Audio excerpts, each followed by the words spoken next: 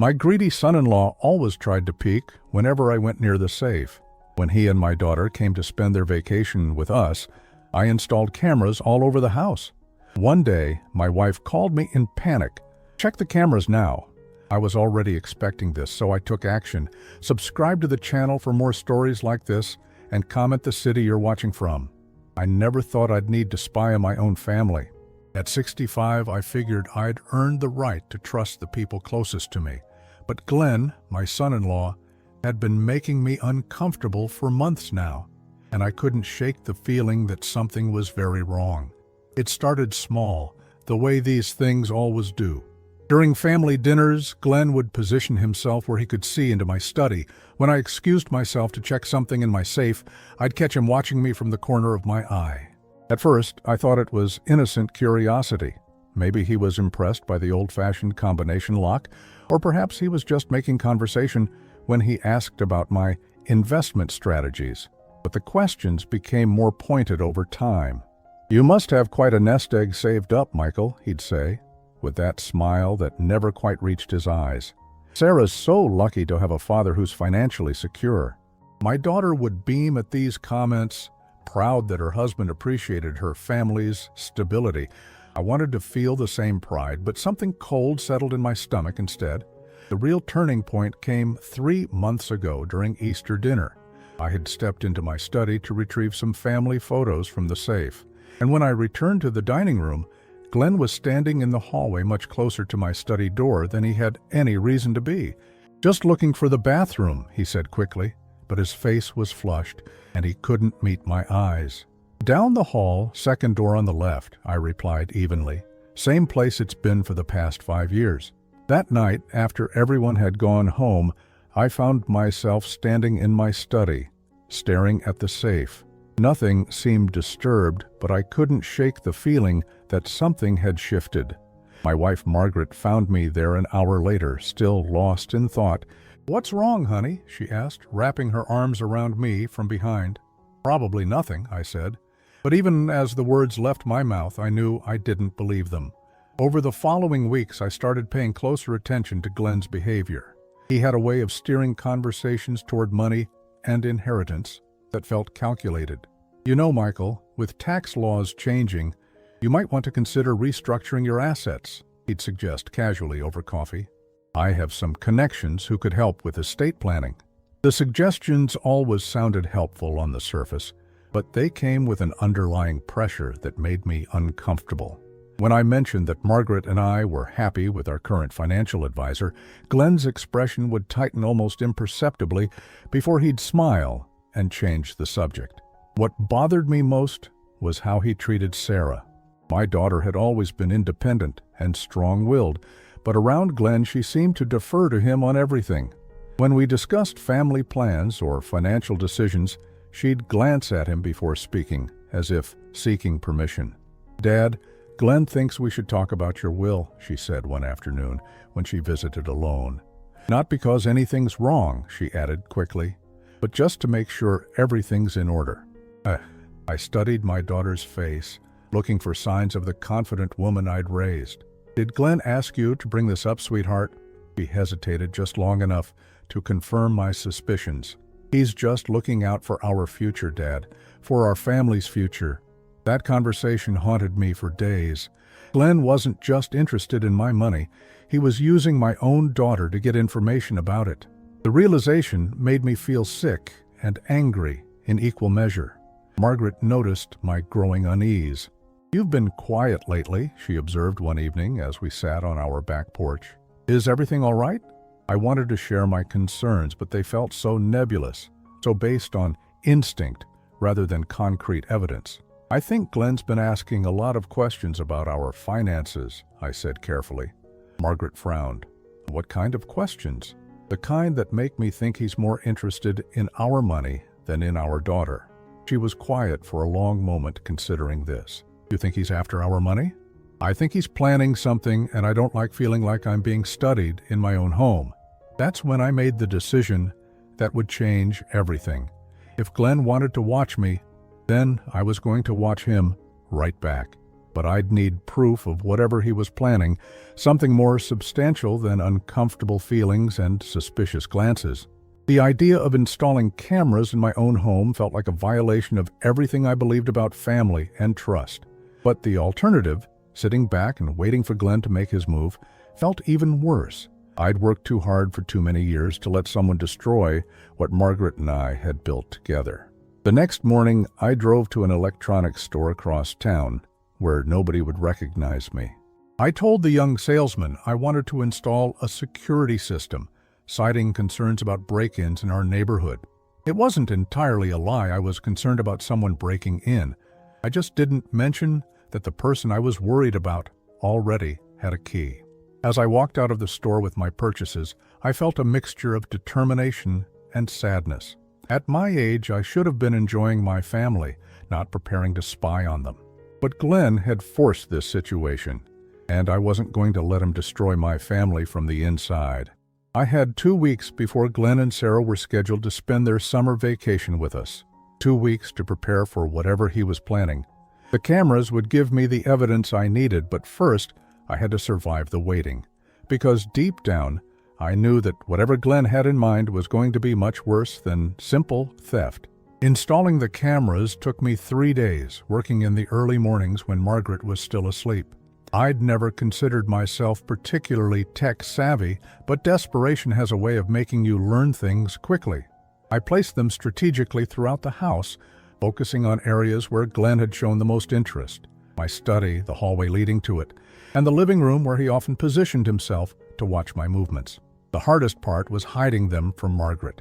Not because I didn't trust her, but because I needed her reactions to be genuine when Glenn and Sarah arrived. If Margaret knew about the cameras, she might act differently, and Glenn was smart enough to pick up on subtle changes in behavior. I tested the system obsessively, checking the feed from my phone, adjusting angles, making sure the audio was clear. The cameras were small enough to blend into the decor, disguised as decorative objects or hidden behind picture frames. To anyone else, they'd be invisible, but they would capture everything. 2 days before Glenn and Sarah were scheduled to arrive, I made another decision that felt like a betrayal of my own values. I prepared a trap. In my safe, alongside our important documents and some emergency cash, I placed a folder containing fake financial statements. According to these fabricated documents, Margaret and I had recently moved a significant sum, nearly $200,000, into a new high-yield savings account. I made sure the account number and bank information were visible, along with what appeared to be access codes. If Glenn was planning to steal from us, this would be irresistible bait. And if I was wrong about him, the fake documents would sit untouched, and I'd have to live with the knowledge that I'd suspected an innocent man. But I wasn't wrong. Every instinct I'd developed over 65 years of life told me that Glenn was dangerous, and those instincts had kept me alive and successful this long. The morning of their arrival, I watched Margaret fuss around the house, making sure everything was perfect for our guests. She'd prepared Sarah's old room, stocked the refrigerator with Glenn's favorite foods, and even bought new towels for the guest bathroom. Her excitement was genuine and heartbreaking. She had no idea that we might be welcoming a predator into our home. "I can't wait to spend 2 whole weeks with them," she said, smoothing the bedspread in Sarah's room for the 3rd time. "It feels like we barely see them anymore." I wrapped my arms around her, breathing in the familiar scent of her perfume. "It'll be nice to have the house full again." But even as I said the words, I was thinking about the cameras hidden throughout our home, about the trap I'd set in my safe, about the way Glenn's eyes followed me whenever I moved toward my study. They arrived just after lunch, Glenn carrying their suitcases with an easy smile, and Sarah hugging us both tightly. For a moment, seeing my daughter's face light up as she looked around her childhood home, I almost convinced myself that I was wrong about everything. Maybe Glenn was just curious about finances because he wanted to provide for Sarah. Maybe his questions came from a place of genuine concern for their future. Then he looked toward my study, and I saw it again, that calculating expression, there and gone in an instant. "How's retirement treating you, Michael?" Glenn asked, as we sat down for coffee. "Must be nice not to worry about money anymore." "We're comfortable," I replied carefully. Margaret and I have been fortunate. Oh, more than comfortable, I'd imagine, Glenn pressed. With your pension and investments, you must be doing very well. Sarah shot him a look that I almost missed. It was quick, but there was something in it that looked like warning or embarrassment. Whatever Glenn was planning, my daughter knew more about it than she was letting on.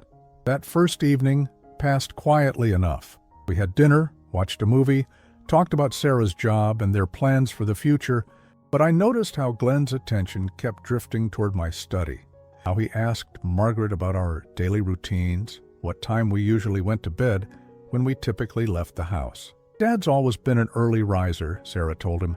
He'll probably be up by 6 tomorrow, checking his investments before breakfast. I felt Margaret glance at me curiously. Sarah was right that I woke up early, but I rarely checked investments first thing in the morning. It seemed like an oddly specific detail for her to share. That night, after everyone had gone to bed, I lay awake, staring at the ceiling.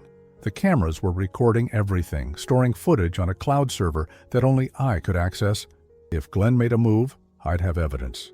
But lying there in the dark, I realized that I was hoping he wouldn't. Despite everything, I wanted to be wrong about him. I must have dozed off because I woke to the sound of footsteps in the hallway. The digital clock on my nightstand read 2:37 a.m. Margaret was sleeping soundly beside me, and the footsteps were too heavy to be Sarah's. I held my breath, listening as the steps paused outside my study door. Then I heard the soft sound of the door opening and closing. My heart pounded as I reached for my phone, opening the camera app with trembling fingers. The study was dark, but the infrared cameras picked up everything clearly. Glenn stood in front of my safe, a small flashlight in one hand, studying the combination lock. He didn't try to open it that night. Instead, he spent nearly 20 minutes examining the safe from every angle, taking pictures with his phone and looking through the papers on my desk. He was methodical, careful not to disturb anything, but the cameras captured every detail. When he finally crept back to his room, I lay awake until dawn, my mind racing. He was definitely planning something, but he was being smart about it. Taking his time, gathering information, waiting for the right opportunity. Over the next few days, I watched Glenn through the cameras as he explored our house whenever Margaret and I left for our morning walks or afternoon errands. He was always careful, always made sure Sarah was busy or napping, always put everything back exactly where he found it. But he was learning the layout of our home, memorizing our routines and photographing anything that might be useful later. He spent time in my study every chance he got, and I could see him growing more confident, more familiar with the safe and its surroundings. Margaret began to notice his behavior too, though she couldn't see what I was seeing through the cameras. Glenn's been asking a lot of questions about our schedule, she mentioned one afternoon as we walked through the neighborhood. He wanted to know what time we usually go to the bank when we see our financial advisor, even what time the mailman comes. What did you tell him? The truth, I guess. But it seemed odd. Why would he need to know all that? I took her hand, squeezing it gently. Maybe he's just curious about how we spend our retirement. But we both knew it was more than curiosity. Margaret's instincts were as sharp as mine, and she was beginning to sense that something was wrong. That evening, as we all sat on the back porch watching the sunset, Glenn brought up the subject of our will again.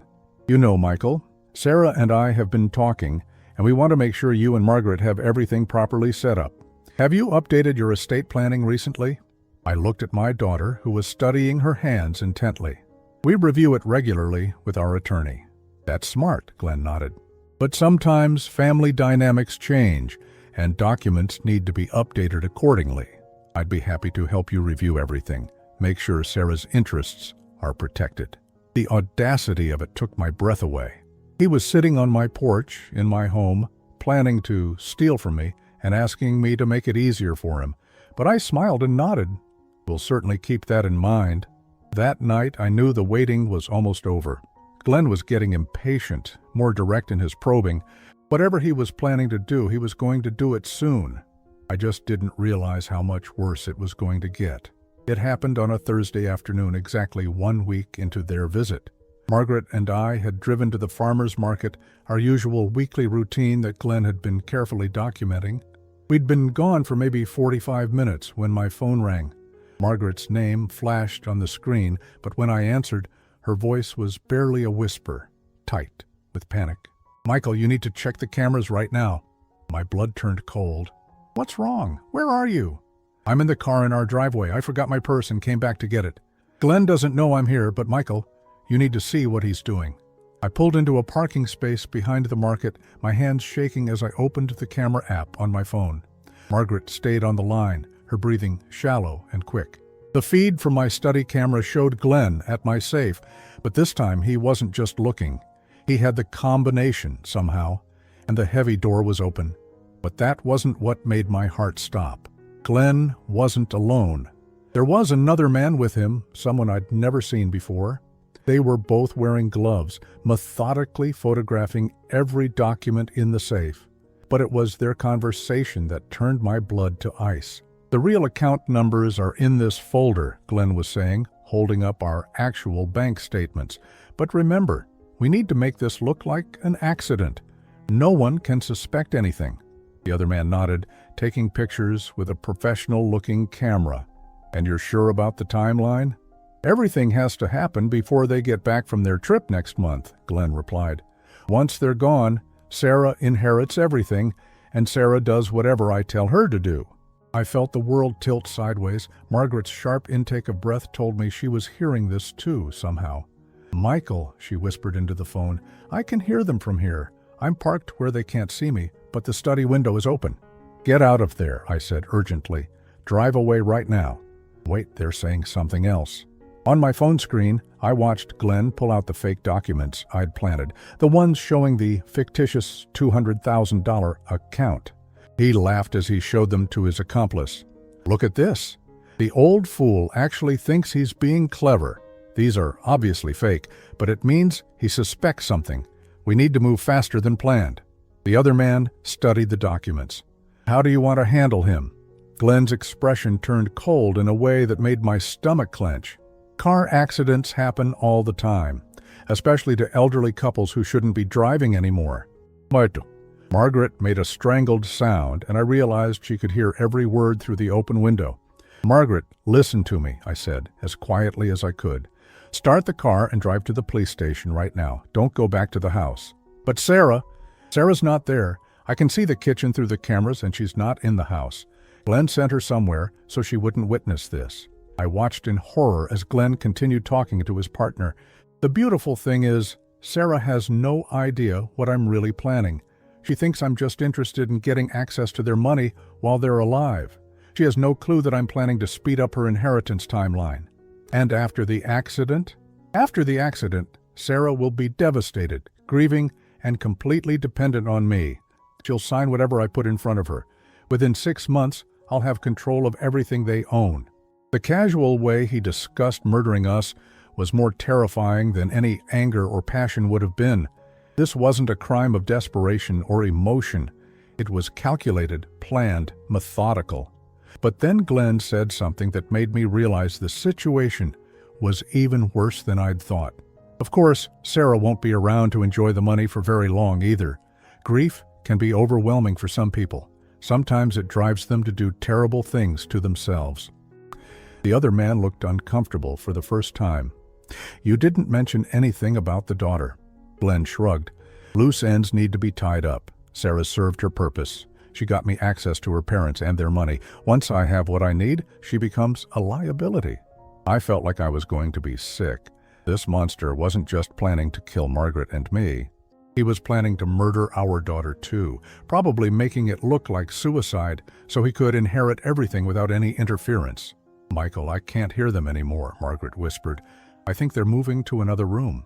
I quickly switched between camera feeds, tracking their movement through our house. They went into our bedroom, where Glenn opened Margaret's jewelry box and started photographing her pieces. Then they moved to the basement, where Glenn showed his partner our storage areas and discussed how to make our deaths look like an accident. "The stairs would be perfect," Glenn said, pointing to our basement steps. "Elderly people fall downstairs all the time.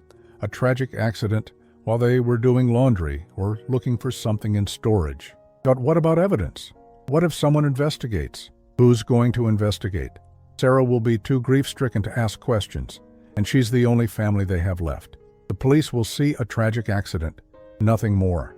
They spent another 20 minutes going through our house with Glenn pointing out various ways they could stage our deaths. He'd clearly been thinking about this for a long time, studying our routines, our habits, looking for the perfect opportunity. Finally, they returned to my study to close the safe. Glenn was careful to make sure everything looked exactly as they'd found it. "When do we do this?" the other man asked.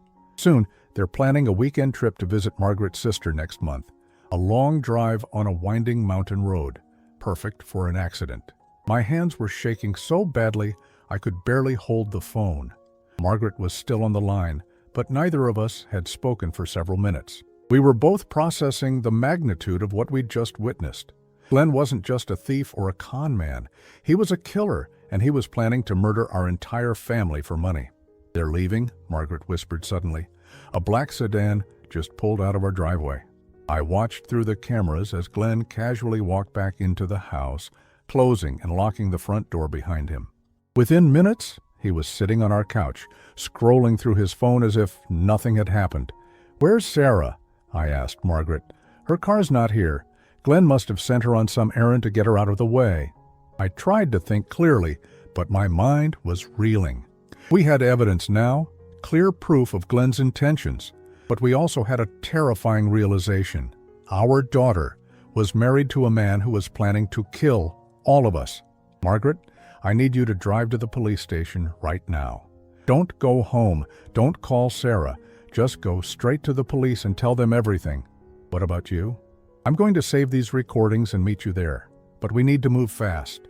If Glenn suspects we know what he's planning, he might accelerate his timeline." As I drove toward the police station, my phone buzzed with a text from Sarah. "Had to run some errands. Back in a few hours. Love you both." She had no idea that while she was out shopping or whatever Glenn had sent her to do, her husband was in our house planning our murders. The innocent emoji at the end of her message made my heart break. But we had him now. The cameras had captured everything. His face, his voice, his partner's face, their entire conversation about killing us. It was enough evidence to put him away forever. I just hoped it would be enough to save our daughter's life, too. The police station felt surreal, like something from a nightmare I couldn't wake up from. Detective Rodriguez, a woman in her 40s with kind eyes and a no-nonsense attitude, listened to our story with growing alarm. When I played the recordings from my phone, her expression shifted from skepticism to horror. "Mr. Holloway, these recordings are extremely serious. We're talking about conspiracy to commit murder." Margaret sat beside me, her hand gripping mine so tightly I could feel her wedding ring pressing into my skin. "What do we do about Sarah? She's still with him." "We'll handle this carefully," Detective Rodriguez assured us. "But first, I need to ask some difficult questions about your son-in-law. Has he ever shown violent tendencies? Has your daughter mentioned any concerning behavior?" I thought about the past 2 years, searching my memory for signs I might have missed. "Sarah's changed since she married him. She's more withdrawn, less confident. She used to call us several times a week, but now we barely hear from her unless Glenn initiates the contact." "Has she ever mentioned being afraid of him?" Margaret shook her head. "Never directly, but she's different around him. Quieter, like she's walking on eggshells." Detective Rodriguez made notes, then looked up at us seriously. "Mr. Holloway, I need to tell you something that's going to be difficult to hear. We've been investigating Glenn Morrison for the past 6 months." My blood went cold. "What do you mean, investigating?" "He's a person of interest in the death of his first wife." The words hit me like a physical blow. Margaret gasped, her free hand flying to her mouth. "First wife?" I managed to ask. "Elena Morrison died 3 years ago in what appeared to be a home invasion gone wrong. She was found at the bottom of their basement stairs with a head injury. Glenn was conveniently out of town on business, had a solid alibi, but there were inconsistencies in the story that never sat right with investigators." My mind was reeling. "Sarah doesn't know about any first wife. Glenn told us he'd never been married before?" Detective Rodriguez pulled out a file from her desk. Elena Morrison was a wealthy widow, 15 years older than Glenn. She died just 6 months after they were married, leaving him everything in her will. Almost $800,000 in assets. Margaret looked like she was going to be sick. Our daughter has no idea she married a killer. The case was never officially closed, but we didn't have enough evidence to charge him. Elena's death looked like a burglary gone wrong, but the timing and Glenn's financial situation at the time raised red flags. He was deeply in debt before the marriage and debt-free after her death. I felt pieces of a puzzle clicking into place. He found Sarah right after Elena died, didn't he? According to our timeline, he started dating your daughter about 8 months after Elena's funeral. He was very strategic about it, from what we can tell. He researched your family, learned about your financial situation, your daughter's job, your routines. The detective opened another folder. We found evidence that Glenn had been watching your family for weeks before he ever approached Sarah. He knew exactly what kind of man your daughter would be attracted to, and he became that man. Margaret was crying now, quiet tears streaming down her face. Sarah thought she'd found her soulmate. She said he was everything she'd ever wanted in a husband. Predators like Glenn are very good at becoming whatever their victims need them to be, Detective Rodriguez explained gently. Your daughter isn't naive or stupid. She's been manipulated by someone who's had years to perfect his technique. Yes. I looked at the recordings on my phone, then back at the detective. What happens now? Now we move very carefully. If Glenn suspects we're onto him, he might accelerate his plans, or worse, he might hurt Sarah immediately. We need to build an airtight case while keeping your daughter safe. But she's with him right now, Margaret said desperately. She's alone in our house with a killer. According to your recordings, Glenn doesn't plan to hurt Sarah until after he's dealt with you two. She's safe for now because he still needs her, but we can't let our guard down. Detective Rodriguez leaned forward. Here's what we're going to do. You're going to go home and act completely normal. Don't let Glenn know anything has changed. We'll have undercover officers watching your house, and we'll be monitoring your cameras remotely. You want us to go back there? I couldn't believe what I was hearing. If you suddenly disappear or change your behavior, Glenn will know something's wrong. Right now, he thinks he's in complete control. That's our advantage. We need to catch him in the act of attempting to harm you, or we need him to reveal more details about his plans. Margaret shook her head. I don't think I can sit at the dinner table with that man knowing what he's planning to do to us.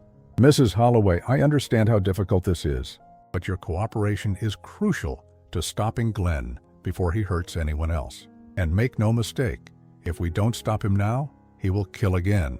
The detective pulled out another photo, this one of a younger woman with dark hair and a bright smile. This is Amanda Chen. She was Glenn's girlfriend before Elena. She died in a car accident 2 weeks after she told friends she was planning to break up with Glenn. Her brakes failed on a mountain road. I stared at the photo, feeling sick. How many women has he killed? We suspect at least 3, possibly more. Glenn moves frequently, changes his name sometimes, always targets women with money and no close family connections. Your daughter fit his pattern perfectly, successful, financially comfortable, and with aging parents who had substantial assets. Margaret was sobbing now. Our poor Sarah. She has no idea what kind of monster she married. The good news is that we can save her, Detective Rodriguez said. But only if you help us. Glenn is confident, maybe overconfident. He's been getting away with this for years, and he thinks he's smarter than everyone else. That arrogance is going to be his downfall. She handed me a small device that looked like a hearing aid. This is a wire. We need you to wear it when you're around Glenn. Try to get him to talk about his plans, about Elena, about anything that might give us more evidence. What if he finds it? He won't, as long as you're careful. And remember, we'll have people watching the house at all times. If anything goes wrong, help will be there immediately. I looked at Margaret, seeing my own fear reflected in her eyes. But I also saw determination. Our daughter's life was at stake, and we were the only ones who could save her. What about Sarah? Margaret asked. When do we tell her the truth? Not until we have Glenn in custody, Detective Rodriguez said firmly. If Sarah finds out what Glenn really is, she might confront him or try to leave him immediately. That could trigger a violent response. Right now, As long as she doesn't know, she's relatively safe. As we left the police station, I felt the weight of the wire in my ear and the burden of knowledge in my heart. We were going home to have dinner with a killer, to smile and make conversation with a man who was planning to murder us. But we were also going home to save our daughter's life, even if she'd never know how close she came to losing it. The drive home was silent except for Margaret's occasional sniffles. When we pulled into our driveway, I could see Glenn through the front window, sitting on our couch, probably planning our deaths while he waited for us to return. Sarah's car was back in the driveway, which meant she'd returned from whatever errand Glenn had sent her on. She had no idea that while she was gone, her husband had been in our house with an accomplice, discussing the best way to kill her parents, and eventually her too. "Are you ready for this?" I asked Margaret as we sat in the car. She wiped her eyes and straightened her shoulders. "Let's go save our daughter." Walking back into our house felt like entering a lion's den. Glenn greeted us at the door with that same charming smile that had fooled us for so long, asking about our trip to the farmer's market as if he hadn't spent the afternoon planning our murders with an accomplice. "How was the market? Did you find those tomatoes Margaret was looking for?" he asked, helping carry our bags to the kitchen. Margaret's hands were shaking as she unpacked the groceries, but she managed to keep her voice steady. "Yes, they had some beautiful ones. I thought I'd make that pasta sauce you like for dinner tonight." "That sounds wonderful," Glenn replied, and I watched him carefully, looking for any sign that he suspected we knew the truth. But he seemed completely relaxed, confident that his secret was safe.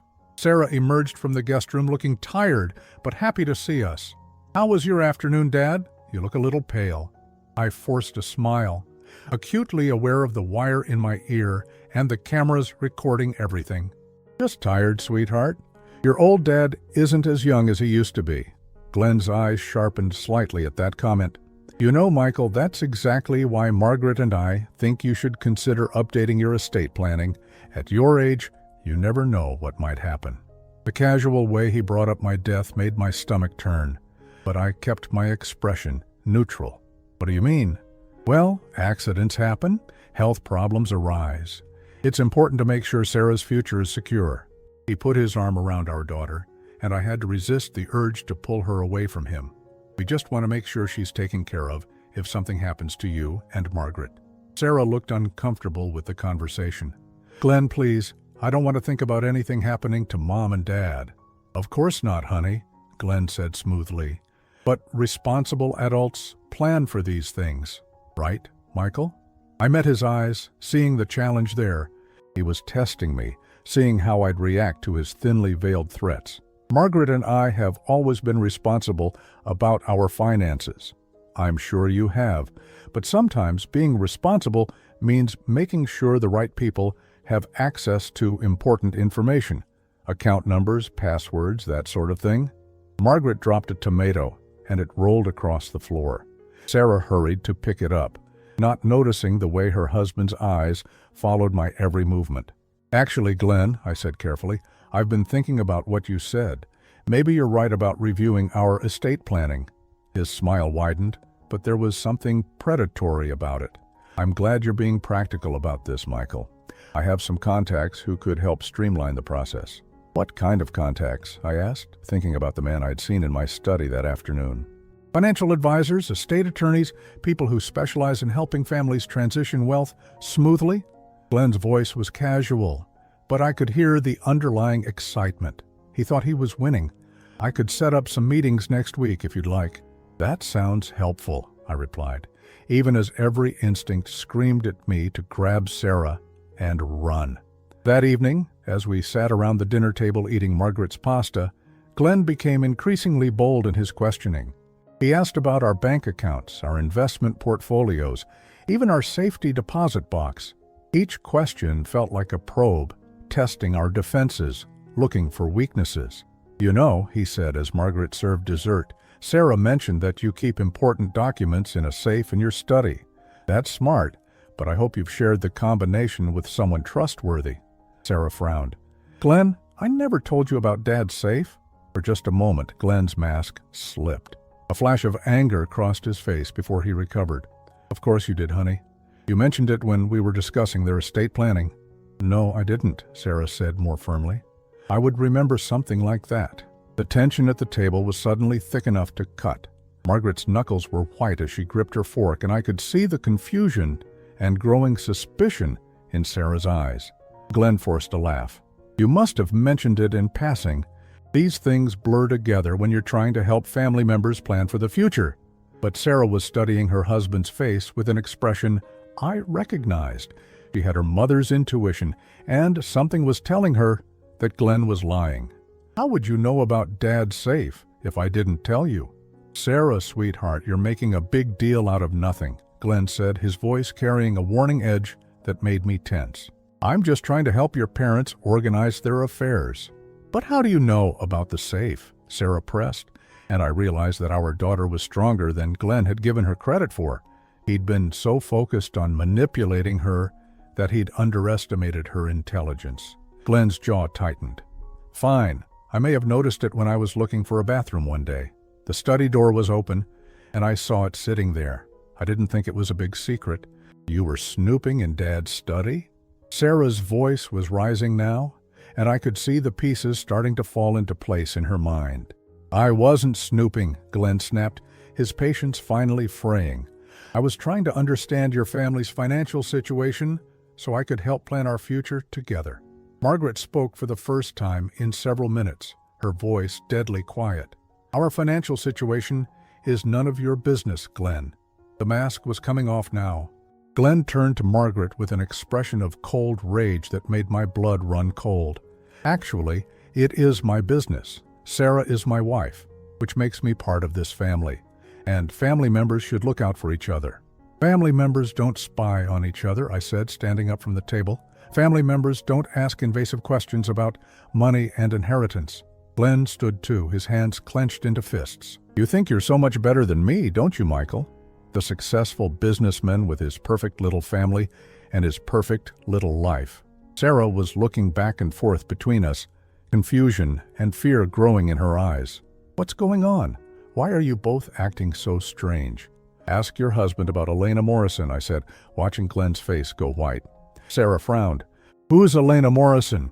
Glenn's eyes darted toward the door, and I realized he was calculating his chances of escape, but I also knew that Detective Rodriguez had officers watching the house. There was nowhere for him to go.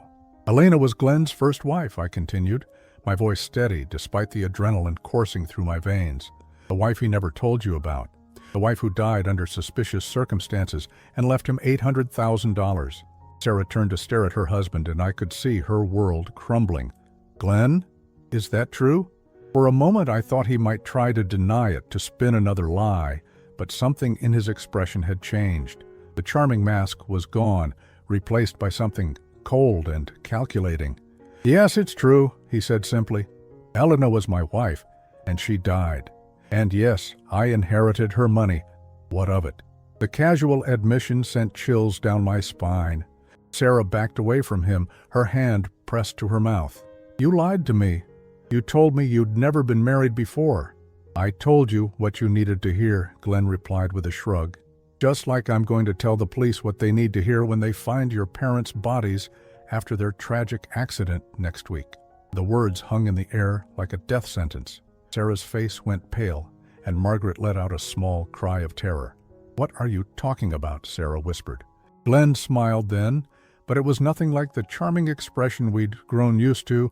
This smile was predatory, dangerous. Your parents have been planning a nice weekend trip to visit your Aunt Linda, didn't you know? Such a shame about mountain roads. So many curves, so many opportunities for elderly drivers to lose control. You're insane, Sarah breathed, backing toward the door. I'm practical, Glenn corrected. Your parents are old, Sarah. They're going to die soon anyway. I'm just speeding up the timeline so we can enjoy their money while we're still young enough to appreciate it. That's when Sarah realized the full horror of what she'd married. And what about me, Glenn? What happens to me after my parents are dead? Glenn's smile widened. You'll be devastated by grief, of course. So devastated that you might do something tragic to yourself. Guilt is a powerful thing, Sarah. People might understand why you'd feel responsible for not preventing your parents' accident. The confession was everything Detective Rodriguez needed, and I knew the officers outside were hearing every word through my wire.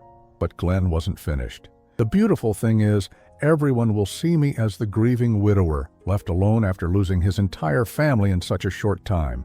Very sympathetic, very believable. That's when Margaret made a move toward the phone, and everything erupted into chaos. The moment Margaret reached for the phone, Glenn lunged toward her with a fury that confirmed every terrible thing we'd learned about him. But he never made it across the room. The front door burst open, and Detective Rodriguez rushed in with 3 officers, weapons drawn. "Police! Nobody move!" Glenn spun around, his face contorting with rage and desperation. For a split second I thought he might try to fight, but the sight of 4 armed officers seemed to break through his delusion of control. "Glenn Morrison, you're under arrest for conspiracy to commit murder," Detective Rodriguez announced, as 2 officers moved to handcuff him. Sarah collapsed into a chair, staring at her husband as if seeing him for the first time. "This can't be happening," she whispered. "This can't be real." Glenn's eyes found mine across the room, and even in handcuffs, there was still malice there. "You think you've won, old man? You have no idea what you've started."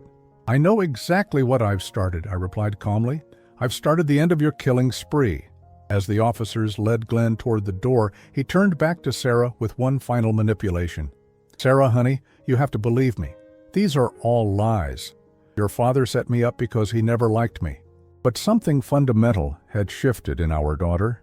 The woman who had been deferential and uncertain around Glenn was gone, replaced by someone I recognized, the strong, intelligent daughter Margaret and I had raised. "Don't," Sarah said, her voice steady despite her tears. "Don't say another word to me, ever." Glenn's expression turned ugly. "You'll regret this, Sarah. All of you will regret this." "The only thing I regret," Sarah replied, "is not seeing what you really were sooner." After Glenn was taken away, Detective Rodriguez sat with us in our living room, explaining what would happen next. The evidence from the cameras, combined with the confession they'd recorded through my wire, was more than enough to charge Glenn with conspiracy to commit murder. "But that's not all," she continued. "Glenn's arrest has opened up the investigation into Elena Morrison's death, and we found new evidence linking him to Amanda Chen's car accident as well. He's going to be facing multiple murder charges." Sarah was still in shock, wrapped in Margaret's arms on the couch. "I can't believe I was married to a killer," she said quietly. "How did I not see it?" "Because he's very good at what he does," Detective Rodriguez explained gently. "Glenn Morrison is a textbook psychopath. He's charming, manipulative, and completely without conscience. You're not the first intelligent woman to be fooled by someone like him, and unfortunately, you won't be the last." "What about the man who was with him in the house?" I asked. "We identified him from your camera footage. His name is Marcus Webb, and he's a career criminal with a long history of burglary and fraud. He's already been arrested and is cooperating with our investigation in exchange for a reduced sentence." Over the following weeks, as the legal proceedings began, we learned just how close we'd come to becoming Glenn's next victims. Marcus Webb's testimony revealed that Glenn had been planning our deaths for months, studying our routines, learning our habits, waiting for the perfect opportunity. The trip to visit Margaret's sister that Glenn had mentioned wasn't something we'd told him about. He'd been reading our mail, listening to our phone conversations, monitoring our every move. He knew about the trip before we'd even finalized the plans. "He was going to sabotage your car," Detective Rodriguez told us during one of our meetings. "Make it look like brake failure on the mountain road, very similar to what happened to Amanda Chen." The revelation that we'd been living with a predator who was actively planning our murders was almost too much to process. But gradually, as the shock wore off, I felt something else. Gratitude. Gratitude that I'd trusted my instincts about Glenn. Gratitude that I'd installed those cameras. Gratitude that Margaret and I were still alive to help our daughter heal from the trauma of being married to a killer. Sarah moved back home with us temporarily while she processed everything that had happened. The strong, confident woman I'd always known was slowly returning, but it was a painful journey. "I keep thinking about all the red flags I ignored," she said one evening as we sat on the back porch. "The way he isolated me from my friends. How he always seemed to know things about our family that I hadn't told him. The way he made me feel like I was crazy when I questioned his behavior. "You weren't crazy," Margaret assured her. "You were being manipulated by an expert." Sarah nodded, but I could see the guilt and self-doubt she was struggling with. "I just can't believe I brought him into our lives. I put you both in danger because I was so desperate to be loved." "You were loved," I said firmly. "You've always been loved. Glenn didn't give you love, sweetheart. He gave you the illusion of love while he planned to destroy you." The trial began 6 months later, and Glenn's true nature became fully apparent. The prosecution painted a picture of a cold, calculating killer who had spent years perfecting his technique. They proved that he'd murdered at least 3 women, possibly more, always following the same pattern: charm, marry, isolate, kill, inherit. Sarah testified against him, her voice strong and clear as she described how he'd manipulated and controlled her. Watching our daughter find her courage again was one of the proudest moments of my life. Glenn showed no remorse throughout the trial. Even when faced with overwhelming evidence of his crimes, he maintained his innocence and blamed everyone else for his situation.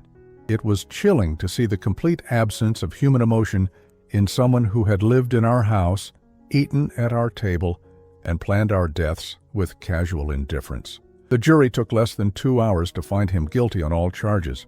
Glenn Morrison was sentenced to life in prison without the possibility of parole for the murder of Elena Morrison, with additional consecutive sentences for the conspiracy charges related to our case.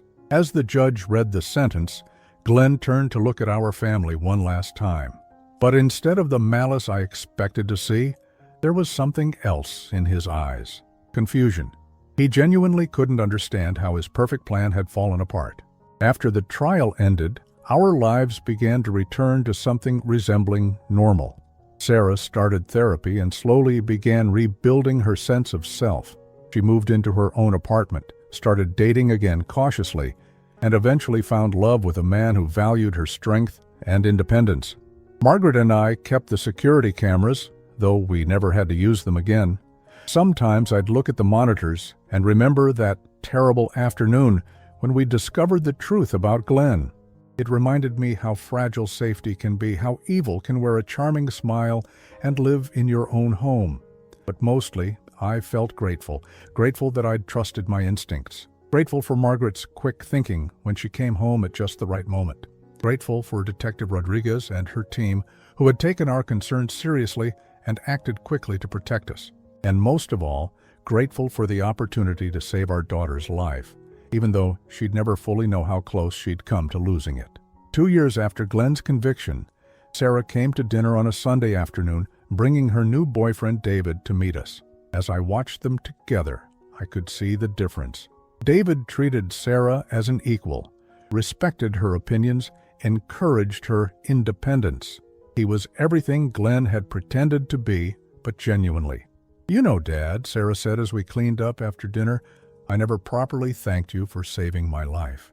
I looked at her in surprise. "You don't need to thank me for protecting my daughter." "Yes, I do," she said firmly. "Glenn would have killed me eventually, just like he killed Elena and Amanda. If you hadn't trusted your instincts, if you hadn't installed those cameras, I'd be dead now." She was right, of course. Glenn's plan had been methodical and thorough. Without the evidence from those cameras, he would have succeeded. That night, as Margaret and I sat on our back porch watching the sunset, I thought about how differently things could have ended.